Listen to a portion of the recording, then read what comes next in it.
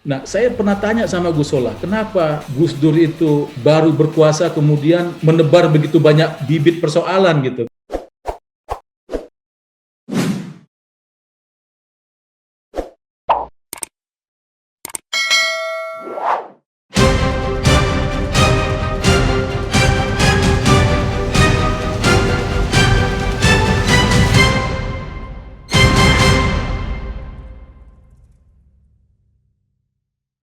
Makasih Mas Refli, saya tadi sudah disampaikan di awal, sampai sekarang masih bekerja sebagai wartawan. Nah, kalau saya mengingat episode 2000-2001 ini memang sesuatu yang sangat menantang, kita melihat situasi baru yang terjadi, kekuasaan istana yang tadinya aman untuk disentuh, tapi di hari-hari itu memang jadi sangat mudah kelihatannya untuk bahasa sekarang dibully begitu ya. Nanti kita lanjutkan. Saya sebetulnya ingin mendengarkan dulu dari Mas Adi nih, karena Mas Adi yang saya kira mengajak kita semua untuk malam ini berkumpul. Jangan. Mas Adi ini pernah bilang begini ke saya tanya, Mas Adi, Gus Dur itu sebetulnya ngapain sih menantang semua orang? Nah, kata Mas Adi waktu itu, Gus Dur hendak membuat penanda dalam perjalanan sejarah bangsa ini. Jadi sesuatu itu memang sengaja ya mau saya sengaja juga Gus Dur melayani permainan, sehingga paling tidak generasi-generasi berikutnya akan selalu mengkaji peristiwa tanggal 23 Juli dini hari itu. Nah, saya Bang Revi, saya kira kalau pertanyaannya siapa dalangnya, ini Mas Adi masih ingat. Jadi beberapa tahun lalu kita Mas Adi waktu di Bandung, kita menghadiri ulang tahun Angkatan 66, kita diskusi dengan Mas Kiki, Mas Hermawan Sulistyo. Ya, waktu itu juga kita bertanya, mengapa misalnya rumusan dekrit yang dibacakan oleh juru bicara yang lain, bukan Mas Adi, Mas Yahya Stakuf, itu tentang pembubaran parlemen. Ya, karena kita tahu misalnya Gus Dur tidak pernah punya persoalan, dan kalau misalnya Gus Dur juga membubarkan parlemen, maka Gus Dur betul-betul menantang seluruh dunia gitu, beserta isi-isinya. Nah, Mas Kiki waktu itu punya penjelasan yang saya kira perlu juga kita tampilkan. Tadi saya sempat bongkar-bongkar catatan-catatan lama saya yang ada di blog pribadi saya, teguhtimur.com. Saya sudah kirim ke Mas Adi ya, misalnya tentang figur-figur tertentu yang hadir pada malam itu. Malam ketika Gus Dur sedang berhadapan dengan lawan politiknya di luar istana dan sedang berhadapan juga dengan para pendukungnya yang bervariasi di dalam istana. Ada faksi-faksi yang inginnya begini, ada faksi-faksi yang inginnya begitu. Termasuk juga kelompok menteri yang berani beradu ulat leher dengan Gus Dur, menyatakan ketidaksetujuan kalau Gus Dur harus membuat dekrit pada malam itu. Ya, beberapa menteri pukul meja, pukul kursi, dan kemudian berdiri, balik kanan, dan langsung ke Teguh Umar. Jadi malam itu saya ingat, saya juga sedang nyambi di Radio Ramako. Kami siaran 24 jam sampai besok paginya. Jadi saya turun ke Monas, menyaksikan tank itu berbaris, ya, dengan moncong yang sudah sebetulnya moncongnya bukan hanya ke istana, moncongnya itu mengelilingi Monas, katakanlah begitu ya, tapi sudah ready lah. Kemudian malamnya kita menghubungi orang-orang yang ada di dalam istana untuk bertemu dengan Gus Dur. Mas Adi kayaknya mau bicara, silakan Mas Adi. Silakan Mas Adi, klarifikasi sedikit ya. Unmute. Di-unmute dulu. Teguh, yang ingin didengarkan publik itu kan mewakili jurnalistik nih. Waktu itu kan sangat bebas nih. Ya, sehingga di setiap media itu ada 2 blok desk. Satu desk pro pemerintah, satu desk pro oposisi. Jadi suasana waktu itu kira-kira menggambarkan kan jauh berbeda dengan hari ini. Kira-kira penjelasan itu, Teguh. Nanti yang paling nanti kita bahas. Jadi Mas Adi, editorial saya personal ketika masa-masa itu, memang di tempat saya yang lama, ketika itu ada katakanlah 2 kubu juga secara umum. Pertama yang kelihatannya menunggu-nunggu pemerintahan baru, dalam kurung Megawati Soekarno Putri.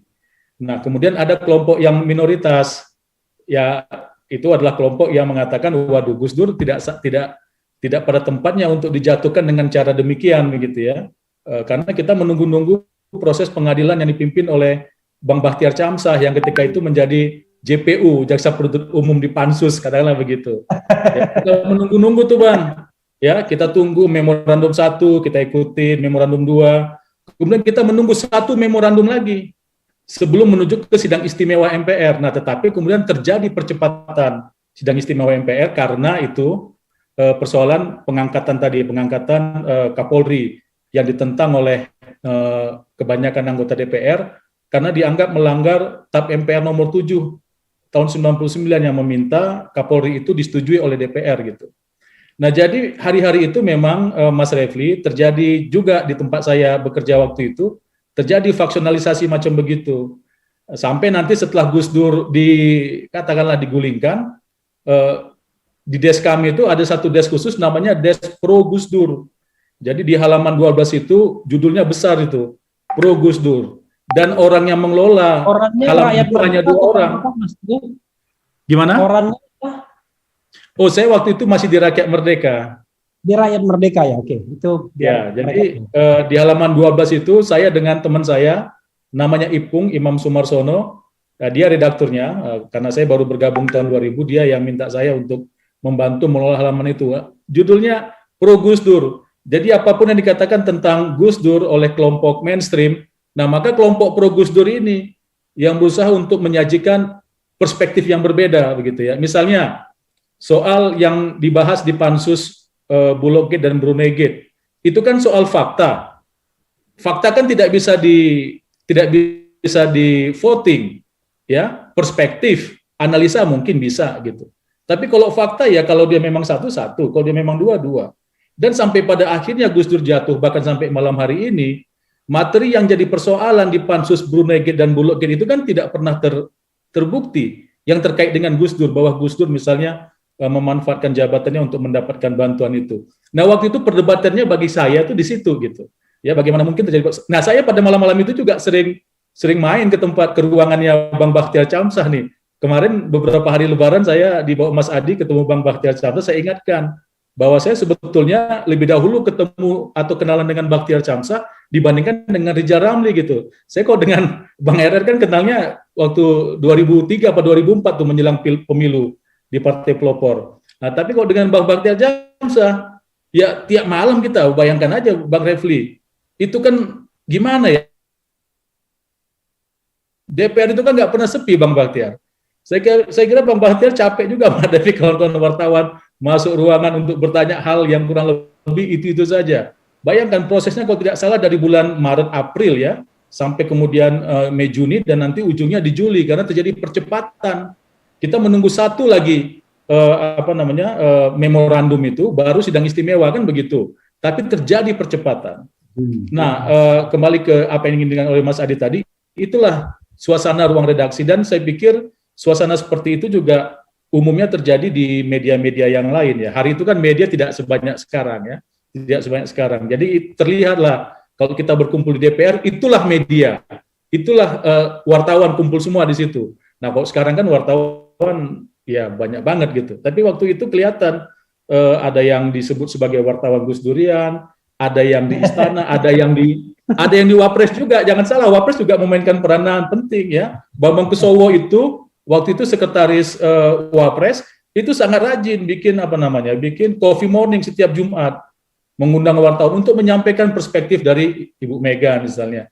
Sampai saya ingat ada satu peristiwa di mana Mbak Mega itu tidak bertemu dengan Gus Dur karena alasan sakit. Maka kita semua diundang hari Jumat pagi itu untuk coffee morning dengan Ibu Mega katanya. Tapi Mbak Meganya nggak muncul, yang muncul hanya Bambang Kesowo yang sangat powerful ketika itu, bahkan ketika setelah Mbak Mega jadi presiden juga. Nah, dia bicara semuanya dari A sampai Z tentang ya fragmentasi antara Gus Dur dengan bosnya Mbak Mega yang sudah terjadi. Nah, di ujung-ujung dia bilang ini semua off the record. Waduh, nah ini kan kacau. Ya udah cerita enak terus juga off the record. Nah, jadi ada juga media yang menulis itu semua dan kemudian di ujung dia bilang, tapi kata Bambang Kesowo ini semua off the record. Gitu. jadi ada juga yang bandel-bandel seperti itu. Ya, tapi bagi kami tahun 2000-2001 itu memang sebuah pertunjukan yang luar biasa. Saya ada juga di kubu Bang Fuad misalnya, saya juga mampir ke situ ya. Beberapa kawan saya bilang Bang Bakhtiar Chamsah, saya juga main ke situ. Tapi Mas Adi, kemudian almarhum Gus Solah itu juga adalah pihak-pihak yang sering sekali saya ajak bicara untuk mengetahui apa yang sebetulnya terjadi. Nah, misalnya soal mengapa parlemen atau kelompok militer misalnya tidak suka dengan Gus Dur, karena Gus Dur membawa wacana untuk meminta maaf pada kelompok komunis misalnya ya, itu kan disampaikan Gus Dur dalam sebuah siaran, itu bahkan lebih awal disampaikan Gus Dur, dan kemudian dia bilang bahwa ada sekian panglima yang tidak suka saya ya karena ide itu. Nah, saya pernah tanya sama Gus Solah, kenapa Gus Dur itu baru berkuasa kemudian menebar begitu banyak bibit persoalan gitu. Kenapa tidak fokus aja sih pada agenda-agenda ekonomi yang dikerjakan dengan cukup baik oleh tim ekonominya. Nah, Gus Solah juga nggak habis pikir. Gus Solah juga bilang keempat, setelah tahun 1, 2, 3 dia buktikan janji-janji reformasi itu. Nah, tapi kan kita juga sama-sama tahu di antara kedua kakak adik ini juga terjadi pandangan yang tidak sinkron tentang mengelola kekuasaan pada masa itu. Nah, tapi intinya, Bang Refli, saya mau akhiri, saya hanya ingin bilang begini, setelah saya refleksi apa yang semua terjadi, saya kira di era Gus Dur itu memang secara politik itu sebuah proses yang kita mesti pelajari bahkan sampai hari ini. Ada sebuah kekuasaan yang tadinya sangat adiluhung, kemudian oleh Gus Dur diubah karakternya menjadi, istilah kita itu didesakralisasi gitu ya. Nah, nanti Mas Adi bisa menyampaikan versi Mas Adi apa gitu, karena saya sering diskusi tentang Gus Dur dengan Mas Adi. Tapi desakralisasi di sini bermakna bahwa Gus Dur itu menjadikan kekuasaan istana itu yang tadinya untouchable menjadi touchable, menjadi bisa dibicarakan bahkan oleh orang yang paling paling very sekalipun gitu. Jadi ada perasaan, ada upaya untuk membangun perasaan memiliki istana. Nah, itu yang saya pikir perlu diapresiasi dari Gus Dur. Nah, di sisi ekonomi, kalau kita perhatikan, banyak capaian-capaian di era pemerintahan Gus Dur ini juga yang terjadi. Nah, nanti itu barangkali Dr. Rijal Ramli bisa menjelaskan. Nah, tapi memang setelah saya refleksi, semua prestasi itu dia terpotong oleh hiruk-pikuk politik. Nah, Bung Refli, orang kan lebih enak membicarakan tentang pertarungan politik daripada capaian-capaian ekonomi yang terlalu banyak rumusnya barangkali, terlalu banyak angka yang mesti diingat. Ya. Nah, orang tuh lebih enak sesuatu yang tidak boleh dibicarakan yaitu politik, hari-hari itu tiba-tiba jadi sangat boleh untuk dibicarakan. Maka penuhlah ruang publik dengan pembicaraan itu, sehingga akhirnya yang ditangkap orang dari wajah Gus Dur ini hanya wajah politiknya saja, bukan wajah misalnya ekonomi kerakyatannya, itu akhirnya terabaikan. Nah, saya kira itu untuk dari saya, nanti mungkin bisa kita diskusikan lagi. Terima kasih semuanya. Bang Refli, silakan. Baik, makasih Bang Refli. Memang saya sudah bilang ke Mas Adi, ini kelihatannya yang paling nggak kompeten ngomong nih soal ini ya saya sebetulnya ya. Tapi kata Mas Adi, lu penting juga katanya. Oke, jadi saya ngomong. Jadi saya setuju dengan Mas Eep tadi bahwa tidak ada faktor tunggal yang determinan di balik sebuah peristiwa politik, dalam hal ini tentu kejatuhan Gus Dur. Tadi Mas Eep juga sudah menyampaikan rumusan-rumusannya, dan saya setuju itu. Maka tadi gini, di awal itu saya sudah sampaikan, ada satu hal juga yang penting untuk kita cari tahu bersama. Bagaimana rumusan dekret itu bisa seperti itu.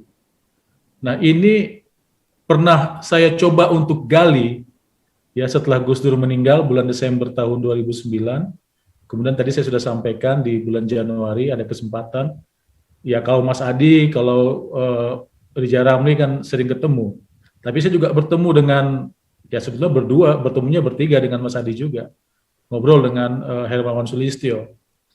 Karena kita tahu hari-hari itu kan yang dekat dengan Gus Dur dan sering menjadi anggota kabinet malam itu kan selain teman-teman Gus Dur di NU, juga kawan-kawan aktivis NGO. Nah, aktivis NGO ini, kalau kita lihat genealoginya, banyak juga yang memiliki kaitan dengan external power kan gitu. Nah, jadi saya tanya, Mas Kiki, nanti bisa dicek ke Mas Kiki. Dia bilang ketika dia bertemu Gus Dur malam itu di istana, di saat suasana sudah tidak terkontrol, dia tanya ke Gus Dur, ini benar mau bikin dekret? Benar. Hal yang kedua ditanyakan oleh Mas Kiki adalah apakah dalam dekret itu nanti ada poin untuk membubarkan parlemen. Dan kata Gus Dur tidak. Nah, tetapi dini hari tanggal 23 Juli ketika dibacakan dekret itu mengatakan hal itu justru. Nah, akhirnya ketemulah botol dengan tutupnya ini.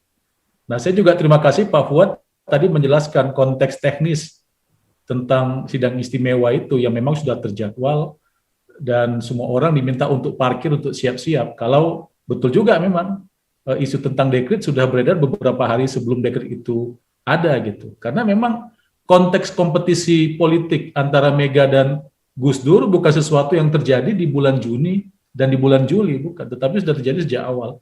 Tadi Mas Adi sudah menceritakan tentang keengganan Mega bahkan untuk menjadi wakilnya Gus Dur, misalnya begitu.